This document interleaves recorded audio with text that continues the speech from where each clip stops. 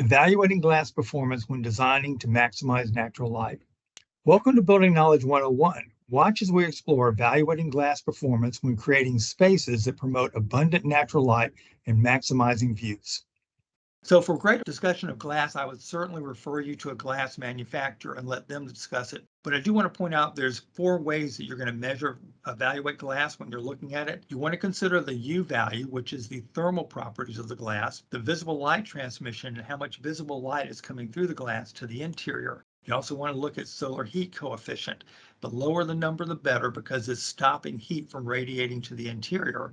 Then you want to look at what's called light to solar gain, or that's a ratio between solar heat gain and visible light transmission. So again, for a deeper discussion on that, I refer you to a glass manufacturer. That is all we have time for in this video. If you'd like to watch more of our 101 video series, subscribe to our YouTube channel, Kawneer Company, Inc.